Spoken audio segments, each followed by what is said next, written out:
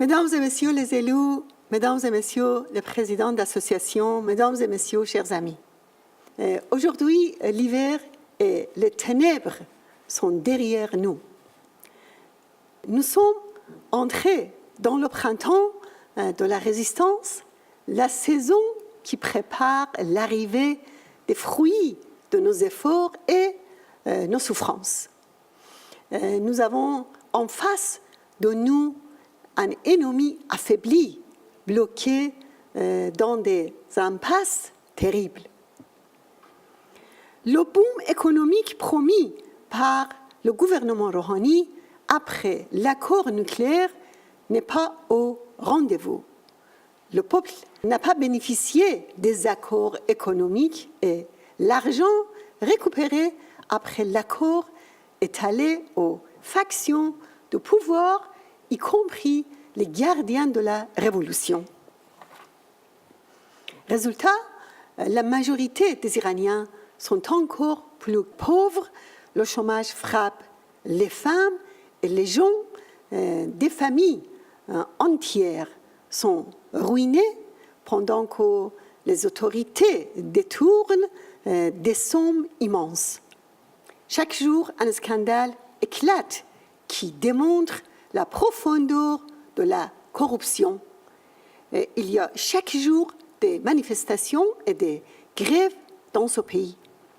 Le régime redoute de plus en plus une révolte des ventres vides.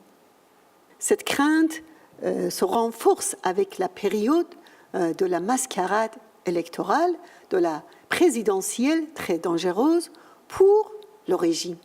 Les Français vont aller voter pour élire leur président de la République dans un processus démocratique. Nous espérons que l'élection se fera dans la paix et la sécurité. Mais en Iran, c'est une farce qui se passe sans liberté et sans justice. Seules les personnes qui croient dans la pratique et dans leur corps, dans le régime du guide suprême, peuvent être candidats. 1600 personnes se sont présentées et seulement 6 personnes ont été confirmées, les autres éliminées. Les principaux candidats sont Hassan Rouhani, le président sortant des mollahs avec ce bilan économique et social catastrophique et plus de 3000 exécutions qui ne laissent aucune illusion sur sa modération. L'autre candidat est le mollah Ebrahim Raïssi, un membre actif et cruel de la commission de la mort pendant le massacre des prisonniers politiques de 1988. En 1988 et 1989, quand Khomeini voulait réprimer cruellement une province, il envoyait Raïssi pour appliquer la peine de mort en prétendant que c'était le commandement de Dieu.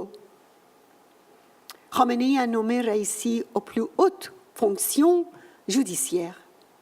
Il a aussi nommé gardien de la Fondation Hosni-Quds Razavi, l'organe politique et économique le plus puissant du régime.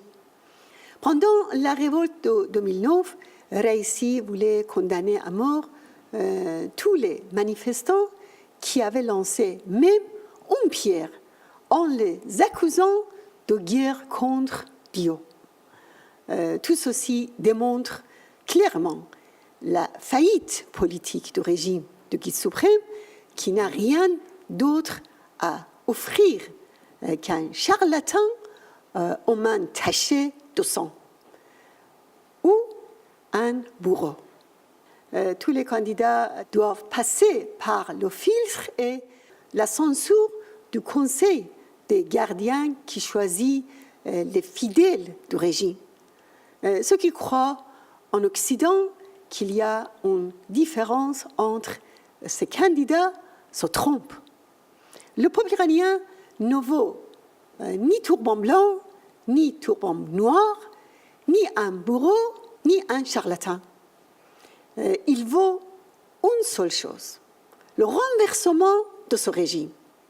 Il y a une campagne importante en Iran avec pour slogan « Ni charlatan, ni bourreau, je vote pour le renversement qui dit le véritable choix de la quasi-totalité du peuple iranien. » C'est un régime qui n'a pas seulement été néfaste pour l'Iran.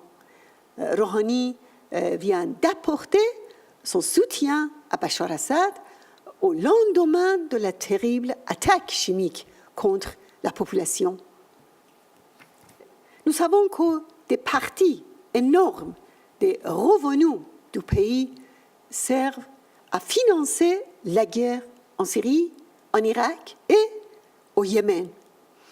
Jusqu'à là, la politique de complaisance de l'Occident, en particulier des États-Unis, a permis l'ingérence du régime des mollahs dans ce pays qui a aggravé la situation.